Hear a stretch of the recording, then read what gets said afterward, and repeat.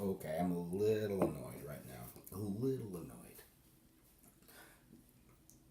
We all know that Donald Trump was in North Korea and he's been talking about, trying to make peace happen. We know this, okay? We know this started, the process happened a long time ago. We know this. If you've been talking to me, you know about Decapitate the Head, which was the U.S. Japan alliance where they were practicing military techniques in order to have a coup on North Korea. Our Nobel Peace Prize award-winning president, when Kim Jong Un asked just to stop that, or maybe it was his dad. Sorry, he said nah. Trump stopped it. So that's what brought them to the table, and that's why this peace is happening. When it was originally occurring, everyone was like, "Oh, fake, fake, fake. He's just doing it for his image." And I was like, "Yo, listen. Like, he maybe is doing it for his image, but at least he's doing something. You know, it's like one of the phrases that I enjoy is, I prefer the theater of peace instead of the theater of war. And it's going how it's going. You know, it's like I'm not a person who's there, and I'm not in the room. I'm just listening to the news. He left early. He said it's a tactic. They're still at the table. I don't know. I mean, North Korea is not going to give up their nukes. I mean, they're not. Every time the U.S. has gotten rid of nukes in the country, we go and bomb them. So, unfortunately, nuclear armaments, like, and sadly, just from history, are off the table. Okay, whatever. There's a whole process, I know, and there's lots of stuff going on, and I don't know it all. But why I'm making this video is because I'm so frustrated. I heard on NPR that there was a letter of 100 women sent to the president and North Korea saying that there was no women in the process and that women can help bring about peace.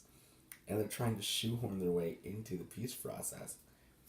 Peace process that they didn't believe in and support. But now they're actually actively trying to make this peace process a issue of feminism and identity in that way, and it's disgusting because what does that mean? Like, you're gonna send a letter, hey, I know you guys are talking peace, but just to let you know, we the people don't want peace unless you bring some women in. And also, not to mention,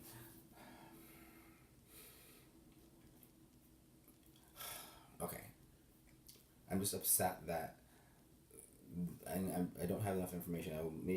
I'll do more. We'll hear about it, but I don't have enough information on exactly what women it was. I believe it was the Democrats. I'm not sure, but I wouldn't be surprised. I'll do a little more research. But one more thing before I bounce off of this thing. There is a movement that Trump created about ending LGBTQ issues around the world in terms of interacting with different countries that have horrific actions legally sanctioned based on people's sexuality. And he's actively sending people out into the world to try to change those laws. The reason why I think that is so brilliant is because if he can get in one country to change their laws, then he opens up a whole new market, and also a noble market in which America's hands are a little bit cleaner in terms of dealing with people who are not intolerant. But you know what?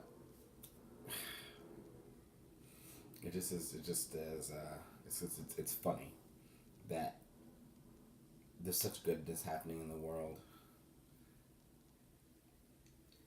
and now that it looks like it's a good thing, like this peace, now the feminists are jumping on it, saying they want to be a part of the problem. There's no peace without women at the table. That's it. There's no peace unless there's not women at the table. Just think about that. There's no peace unless there's women at the table. What does that mean? Crazy. It sounds like they're just trying to scuttle it with some bullshit. Alright, thanks everybody. Peace.